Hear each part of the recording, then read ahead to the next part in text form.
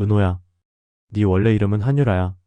내 쌍둥이 여동생이고, 무슨 소리야, 우진아. 저 사람은 네가 필요한 거야. 나를 살리기 위해서. 한우진은 엄마 고성이가 숨겨왔던 쌍둥이, 동생의 존재를 알게 됩니다. 하지만 고성이가 숨긴 건 그뿐만이 아니었는데요. 어릴 적 그들을 갈라놓았던 부산화재 사건의 비밀과 그녀가 그곳에서 저지른 끔찍한 선택의 전말이 드러나게 됩니다. 모든 비밀이 폭로되고 이들이 마주하는 이 파국의 순간, 구독과 좋아요를 눌러주세요. 지금부터 시작합니다. 여전히 외딴 별장에 갇혀있는 한우진의 하루는 어제와 같았습니다. 바람에 흔들리는 나무십 소리도 평화로웠죠. 세상은 이토록 아름다운데 우진의 마음만큼은 깊은 어둠 속에 갇혀있는 듯했습니다. 어머니 고성이는 며칠 전 간을 구해놨다며 그를 안심시켰습니다. 살 수 있다는 희망의 말이었습니다. 그런데도 우진은 도무지 마음이 놓이지 않았습니다. 왜 나를 이렇게까지 숨겨야 하는 거지? 그 간은 대체 어디서 오는 건데? 누가? 왜? 살고 싶었습니다. 간절히, 정말 간절히 살고 싶었습니다. 특히 어릴 적 단짝 친구였던 은호. 몇 달 전 우연히 다시 만났을 때의 그 반가움이란. 어린 시절 함께 뛰어놀던 골목길, 숨바꼭질하던 공원, 함께 나눠 먹던 붕어빵까지. 30해 가까이 흐른 시간이 무색하게 둘은 금방 옛날처럼 편해졌습니다. 은호는 여전히 그때의 그 환한 웃음을 지니고 있었습니다. 은호, 잘 지내고 있겠지? 요즘도 그 프로젝트 때문에 바쁘려나? 바로 그때 간병인이 하얀 종이컵에 물을 담아 우진에게 건네며 부드럽게 말했습니다. 우진 씨, 약 드시고 좀 주무세요. 제가 잠깐 약국에 다녀올게요. 혈압약이 떨어졌거든요. 네, 알겠습니다. 우진은 고개를 끄덕이며 대답했습니다. 간병인이 방문을 나서는 소리가 들렸습니다. 우진은 손에 쥐고 있던 약을 침대 옆 서랍에 몰래 숨겼습니다. 머리가 맑아야 했습니다. 정신을 똑바로 차려야 했습니다. 진실을 찾아야 했으니까요. 그는 조용히 침대에서 일어나 비틀거리며 복도로 나왔습니다. 현기증이 밀려왔습니다. 다리에 힘이 풀려 벽을 짚어가며 걸어야 했습니다. 그럼에도 우진은 멈추지 않았습니다. 어머니가 늘 출입을 막던 별장 안쪽의 서재, 절대 들어가서는 안 된다고 신신당부하던 그곳. 그곳에 뭔가 있을 거라는 직감이 들었습니다. 감춰진 비밀이 있을 거라는 확신이 들었습니다. 어머니는 왜 저 방만은 절대 들어가지 말라고 했을까? 책장 맨 아래 칸, 두꺼운 법률 서적들이 꽂혀 있는 그 뒤편에 낡은 벽장이 있었습니다. 작은 자물쇠가 채워져 있었습니다. 녹슬고 낡아 빛이 바랜 자물쇠였습니다. 우진이 힘을 주자 쉽게 부러졌습니다. 숨을 죽이고 벽장 문을 연 우진의 눈앞에 낡은 나무 상자가 하나 놓여 있었습니다. 먼지가 수북이 쌓인 것으로 보아 오랜 세월 동안 아무도 열어보지 않은 듯 했습니다. 이게 뭐지? 이 안에 뭐가 들어있는 거지? 상자를 조심스럽게 꺼낸 우진은 먼지를 털어내고 뚜껑을 열었습니다. 순간 그의 눈이 커졌습니다. 상자 안에는 빛바랜 사진 한 장이 제일 위에 놓여 있었습니다. 사진 속에는 2명의 갓난아기가 나란히 누워 있었습니다. 하얀 베네 저고리를 입은 두 아기. 한 아기는 남자아이, 다른 아기는 여자아이였습니다. 둘은 놀라울 정도로 똑같은 얼굴을 하고 있었습니다. 쌍둥이. 우진은 자신도 모르게 사진을 떨어뜨릴 뻔했습니다. 이건 나야. 분명히 나야. 그럼 이 아기는 누구지? 상자 안에는 사진 말고도 작은 베네 저고리가 있었습니다. 세월이 흘러 빛이 바랜 분홍색 천. 저고리에는 분홍색 실로 한유라라는 이름이 수놓아져 있었습니다. 조금 삐뚤빼뚤하지만 정성스럽게 수놓은 글씨였습니다. 한유라? 내게 쌍둥이 여동생이 있었나? 어머니가 이 사실을 숨긴 거야?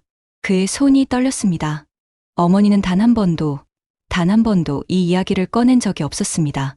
왜, 무슨 이유로? 동생은 지금 어디에 있는 걸까요? 살아있기는 한 걸까요? 우진은 다시 상자 속을 뒤졌습니다. 낡은 신문기사 스크랩이 손에 잡혔습니다. 1997년 부산 국제시장 대화제라는 제목의 기사였습니다. 누렇게 바랜 종이 위에는 화염에 휩싸인 시장 사진이 크게 인쇄되어 있었습니다. 사상자 명단도 함께 적혀 있었습니다. 부산, 화재. 이게 왜 여기 있는 거지? 우진의 머릿속에 어렴풋한 기억 조각이 스쳐 지나갔습니다. 아주 어릴 적, 선명하지 않은 기억. 화염, 뜨거운 열기, 비명 소리, 그리고 엄마의 울음소리. 누군가를 찾는 엄마의 절규. 하지만 명확하지 않았습니다. 너무 어릴 적 일이었으니까요. 꿈이었는지 현실이었는지조차 구분이 가지 않았습니다. 어머니, 왜 이걸 숨기신 거죠?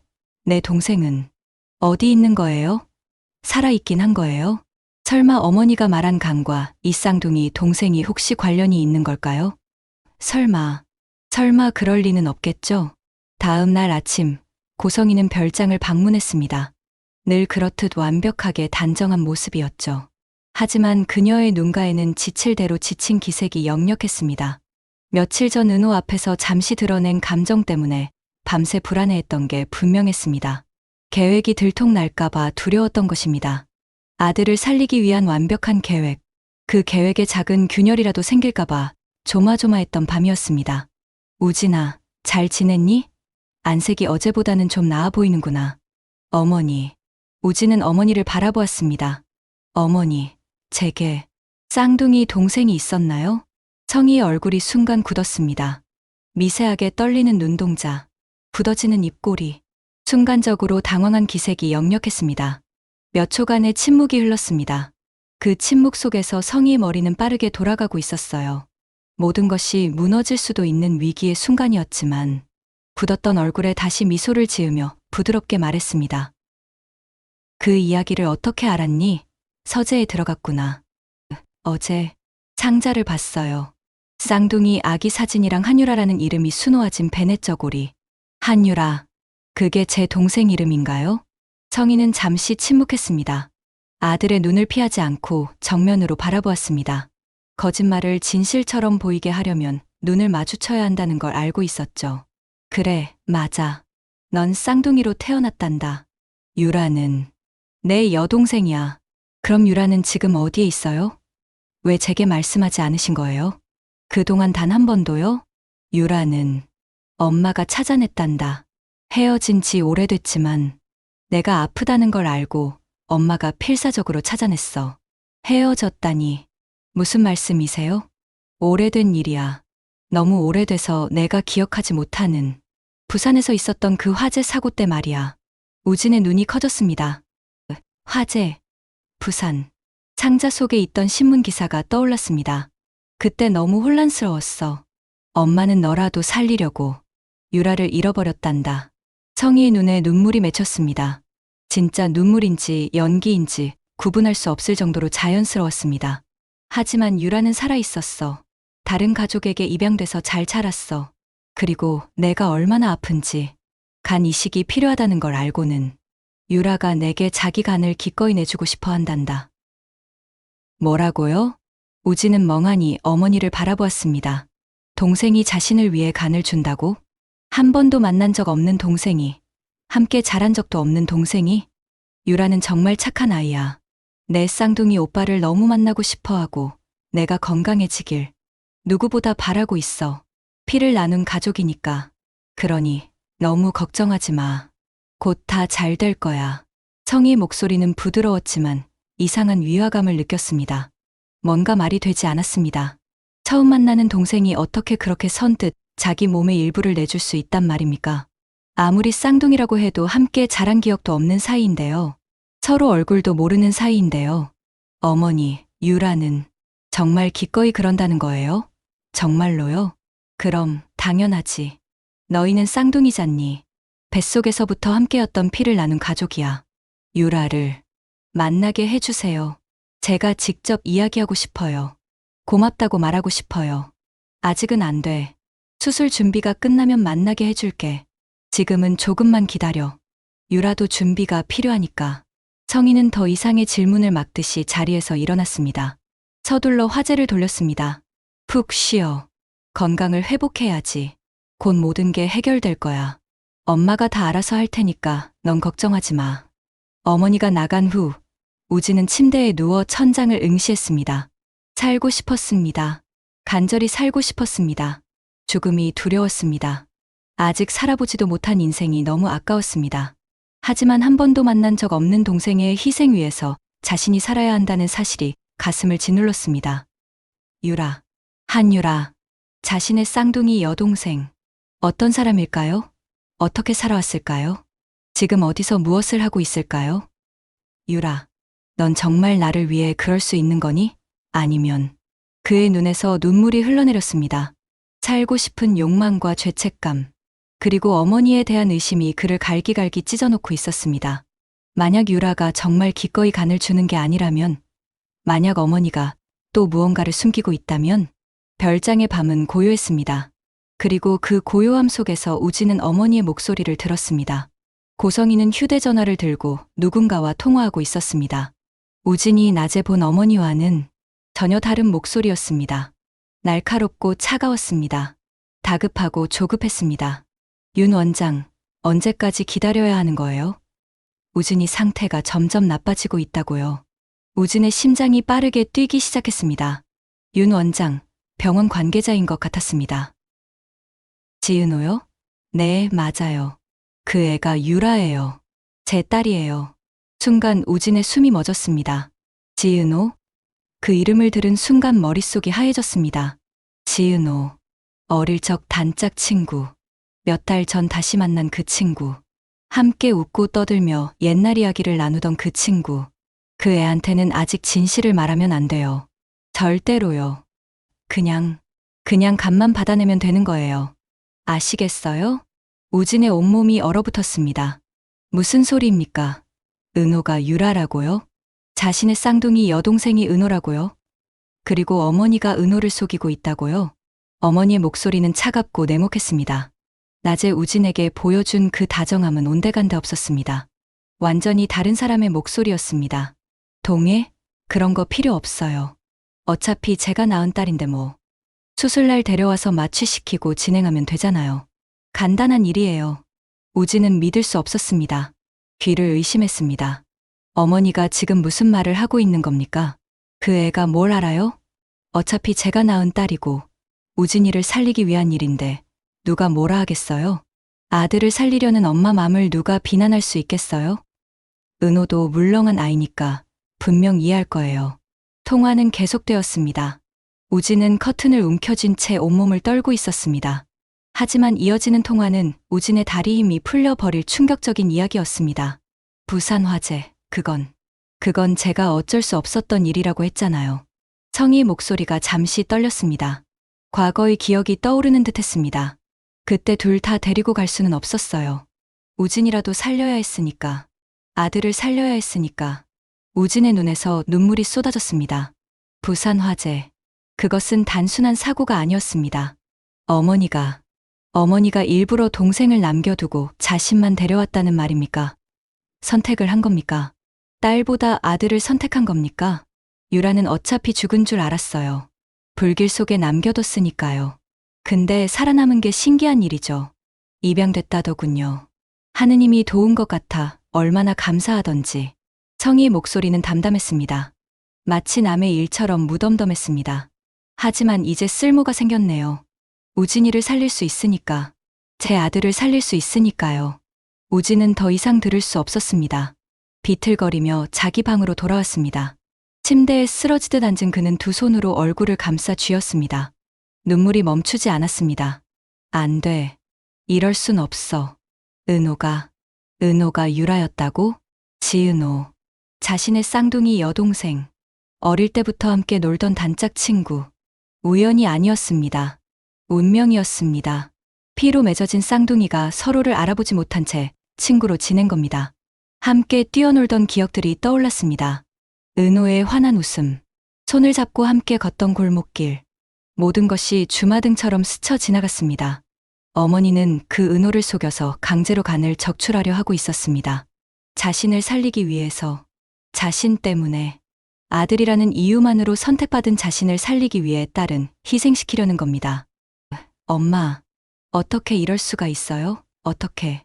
어머니에 대한 신뢰, 자신에 대한 긍지, 그리고 살아야 한다는 희망까지도 모두 무너졌습니다. 아니, 희망은 완전히 사라진 게 아니었습니다. 다른 희망으로 바뀌었습니다. 비록 자신의 간을 위한 일이지만 자신 때문에 희생당할 수는 없다는 결연한 의지. 은호, 유라. 이렇게 속여가면서까지 은호를 희생시킬 수는 없어. 하지만 살고 싶은 마음은 어떻게 해야 할까요? 여전히 죽음은 두려웠습니다. 우진은 밤새 잠을 이루지 못했습니다. 천장을 바라보며 끊임없이 생각했습니다. 나도 살 수 있다는 욕망과 은호를 구해야 한다는 의무감 사이에서 처절하게 갈등했습니다. 내가 살기 위해 은호를 희생시켜도 되는 걸까? 아니었습니다. 절대 안 되는 일이었습니다. 은호는 어릴 때부터 함께한 친구였습니다. 아니, 친구 이상이었습니다.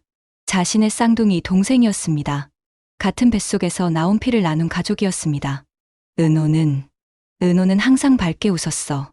힘든 일이 있어도 씩씩하게 이겨냈어. 그렇게 힘들게 살아온 은호를 내가 어떻게... 미안해, 엄마. 하지만 이건 아니야.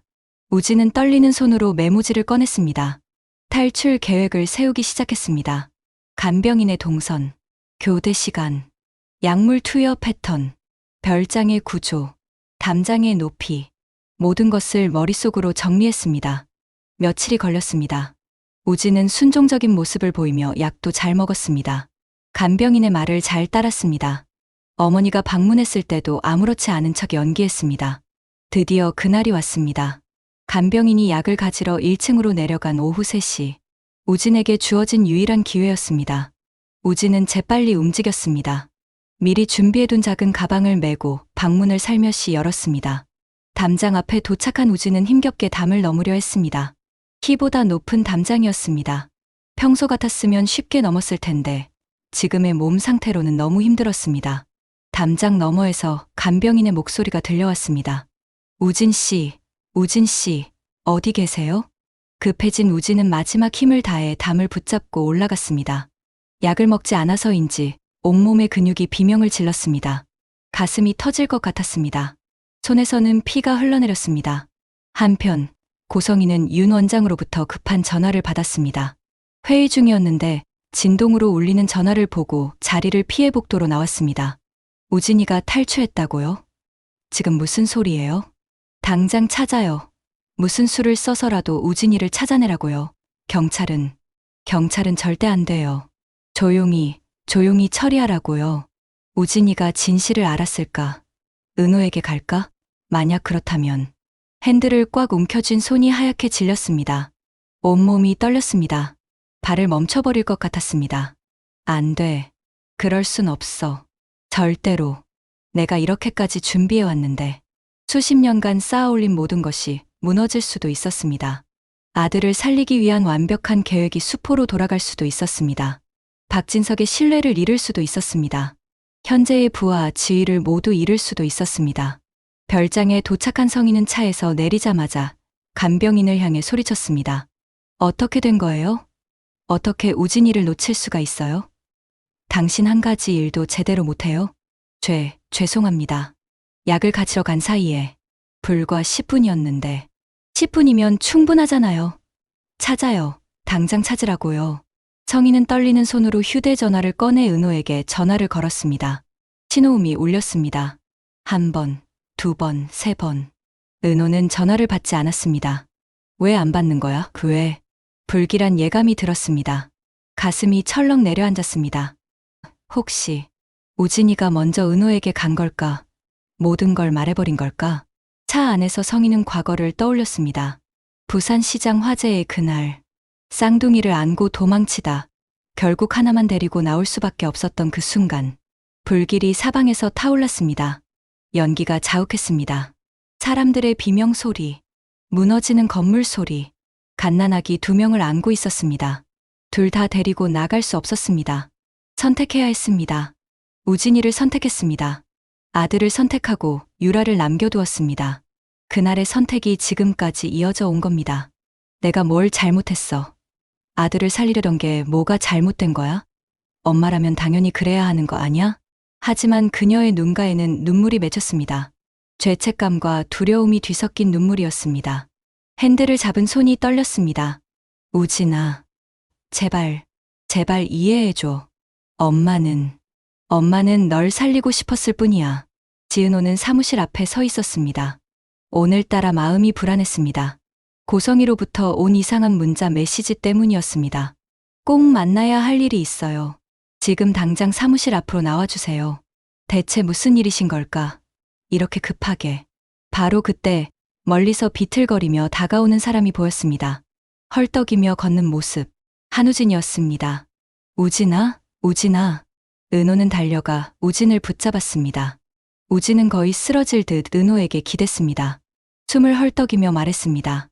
은호야, 도망쳐. 너 도망쳐야 해. 무슨 소리야? 너 왜 이래? 무슨 일 있어? 은호는 우진의 상태에 놀랐습니다. 창백한 얼굴, 식은땀으로 범벅이 된 이마, 피가 난 손, 찢어진 옷. 대체 무슨 일이 있었던 걸까요? 그때 고성희의 차가 급정거하며 멈춰섰습니다. 차 문이 열리고 성희가 급히 내려 다가왔습니다. 그녀의 얼굴도 창백했습니다. 우진아, 우진아, 거기서 뭐 하는 거야? 당장 엄마한테 와. 성희는 우진에게 다가가려 했습니다. 하지만 우진은 은호를 꼭 붙잡고 성희를 막아섰습니다. 그의 눈빛은 단호했습니다. 은호야, 저 사람 말 듣지 마. 우진아, 무슨 소리야? 무슨 일이야? 은호는 혼란스러웠습니다. 우진과 성희 사이에 무슨 일이 있는 걸까요? 왜 우진이 이렇게까지 다급해하는 걸까요? 저 사람은 우리 엄마야. 뭐, 고성희 이사님께서 너의 엄마셨다고? 아니, 은호야. 우리 엄마라고. 너랑 나의 엄마. 뭐, 은호의 눈이 커졌습니다. 너랑 나. 무슨 의미인지 이해할 수 없었습니다. 무슨 소리야? 우진아, 너 지금 정신이 없구나. 일단 앉아. 숨 좀 고르고. 은호야, 내 말 들어. 제대로 들어줘. 우진은 은호의 어깨를 잡았습니다. 떨리는 손이었습니다. 눈에는 눈물이 가득했습니다. 너 원래 이름은 한유라야. 내 쌍둥이 여동생이고. 뭐라고? 은호는 어리둥절한 표정으로 우진을 바라보았습니다. 한유라? 쌍둥이? 갑자기 무슨 소리를 하는 걸까요? 우진아, 무슨 드라마 대본 읽는 거야? 갑자기 쌍둥이가 무슨. 드라마가 아니야. 진짜야. 너랑 나는 쌍둥이로 태어났어. 근데 어릴 때 헤어진 거야. 부산시장 화재 때. 잠깐. 그게 무슨. 그리고 저 사람이 우리 친엄마야. 너를 낳은 사람이야. 은호는 천천히 성희를 바라보았습니다. 성희는 입술을 떨며 서 있었습니다. 부정하지 않았습니다. 우진의 말을 막지 않았습니다. 아니야. 그럴 리가. 은호는 고개를 저었습니다. 말도 안 되는 소리였습니다. 성희가 자신의 엄마라고요? 그럴 리가 없었습니다. 저 사람이 널 속이고 있어. 은호야, 속인다니. 무슨 소리야? 저 사람은 내 간이 필요한 거야. 나를 살리기 위해서. 내 간 이식을 위해서. 은호의 얼굴이 굳었습니다. 간 이식. 갑자기 떠오르는 것들이 있었습니다. 성희가 건강검진을 권유했던 일, 병원 소개를 하겠다던 일, 유난히 자신의 건강을 챙겼던 모든 순간들. 널 버리고 엄마와 나의 필요에 의해서 널 찾은 거야. 그리고 지금은 너의 간을 원하고 있어. 거짓말이지? 은호는 우진을 바라보았습니다. 농담이라고 말해달라는 눈빛이었습니다. 하지만 우진의 눈은 진지했습니다. 진실을 말하고 있는 눈빛이었습니다. 거짓말이라고 해줘, 우진아. 제발.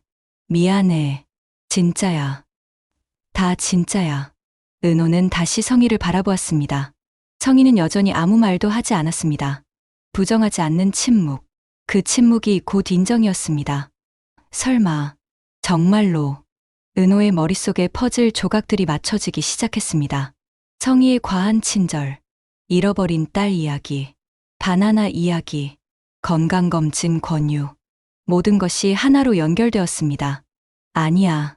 이럴 순 없어. 은호의 목소리가 떨렸습니다. 성희는 한 발짝 다가가려 했습니다. 은호야, 들어봐. 내가 설명할게. 이건 오해야. 오해라고. 오해요? 은호의 목소리가 차가워졌습니다. 믿었던 사람에게 배신당했을 때 느끼는 차가움이었습니다. 그럼 우진이 말이 거짓말이라는 거예요? 제가 대표님 딸이 아니라는 거예요? 성희는 입술을 떨었습니다. 변명의 말들이 목구멍까지 올라왔지만 나오지 않았습니다. 우진은 계속 말했습니다. 우리 엄마는 나를 살리기 위해서라면 뭐든 할 사람이야. 심지어 친딸도 희생시킬 수 있어. 우진아, 그만. 성희가 떨리는 목소리로 말했습니다. 하지만 우진은 멈추지 않았습니다. 부산 화재 때 엄마가 너를 남겨두고 나만 데리고 나왔어. 선택한 거야. 아들과 딸 중에 아들을 선택한 거지. 그게, 은호는 말을 잇지 못했습니다. 성희를 바라보았습니다. 성희는 눈물을 흘리고 있었습니다. 내 아들을 살려야 해. 넌 내 딸이니까. 당연히 엄마를 도와야지. 성희는 횡설수설했습니다. 하지만 은호는 그녀의 손을 뿌리쳤습니다. 다가오려는 성희를 밀쳐냈습니다. 제가 왜 버려졌는지 이제 알 것 같네요. 은호의 목소리는 차갑고 떨리고 있었습니다. 눈에서 눈물이 흘러내렸습니다. 대표님이, 아니, 당신의 아들을 위해서였군요. 그때도 지금도. 은호야, 참 대단하세요. 모성애가 참 지독하시네요. 은호는 잠시 말을 멈췄습니다. 가슴이 터질 것 같았습니다. 숨이 막혔습니다. 버려진 아이가 느끼는 슬픔, 이용당한 사람의 분노, 믿었던 사람에게 배신당한 상처, 모든 것이 한꺼번에 밀려왔습니다. 엄마, 은호는 그 단어를 힘겹게 내뱉었습니다. 생전 처음 친엄마를 향해 부르는 호칭이었습니다. 어떤 일이었든지 저를 찾아줘서 또 제 엄마가 누군지 알게 해줘서 고마워요. 그래, 은호야. 이 엄마 이해해주는 거지. 고마워. 이제 우리 우진이 수술 날짜만 잡자. 그럼 우리 모두 행복하게 잘 살 수 있어. 엄마. 그런데요. 그래, 우리 딸. 성희는 고개를 들었습니다. 은호의 다음 말을 기다렸습니다. 저는요. 사실 바나나 안 좋아해요. 성희의 얼굴이 굳었습니다. 원래도 안 좋아했었고요. 당신이 절 버린 이후로 더 싫어하게 되었거든요. 그 말은 성희의 가슴에 비수처럼 꽂혔습니다. 결국 성희는 딸에 대해 아무것도 알지 못한 엄마였습니다. 잃어버린 딸이 바나나를 좋아했다던 착각의 말. 모든 것이 가식적인 엄마로서 발각된 순간이었습니다. 성희는 결국 무릎이 꺾이듯 주저앉았고 우진이 옆에서 입을 열었습니다. 미안해. 은호야. 미안해. 우진은 쓰러지듯 은호에게 기댔습니다. 탈출하느라 쏟아부은 모든 힘이 바닥났습니다. 유라야. 아니, 은호야. 미안해. 내가 살려고. 아니야. 은호는 우진을 붙잡으며 눈물을 흘렸습니다. 우진아, 내 잘못이 아니야. 내가 미안해할 일이 아니야. 처음 만난 쌍둥이 오빠. 어릴 때부터 함께 놀던 단짝 친구. 운명처럼 다시 만난 사람. 그 사람이 자신의 오빠였다는 사실에 은호는 울음을 터뜨렸습니다. 바로 그때 검은색 승용차 한 대가 멈춰섰습니다. 차에서 내린 사람은 박진석이었습니다. 굳은 표정으로 세 사람을 바라보았습니다. 당신. 대체. 진석의 목소리는 낮고 분노에 차 있었습니다. 그는 이미 알고 있었습니다. 비서를 통해 성희의 수상한 자금 흐름을 조사했습니다. 은호와 우진에 대한 진실을 파악했습니다. 성희는 고개를 들지 못했습니다. 수십 년간 지켜온 비밀이 무너지는 순간이었습니다. 완벽한 아내, 완벽한 어머니, 그 가면 뒤에 숨겨왔던 모든 것이 드러나는 순간이었습니다. 우진은 마지막 힘을 짜내 진석을 향해 말했습니다. 아버지, 저 고백할 게 있습니다. 어머니가, 내 사람은 침묵 속에 서 있었습니다. 진실이 드러난 이 순간, 그들의 운명은 돌이킬 수 없이 뒤틀려 있었습니다. 파국 속에서도 용서와 화해의 가능성을 찾을 수 있을까요? 아니면 모든 것이 영원히 무너져 내릴까요? 다음 이야기가 궁금하시다면 구독과 좋아요를 눌러주세요. 선택은 이제 그들의 결정에 달려 있습니다.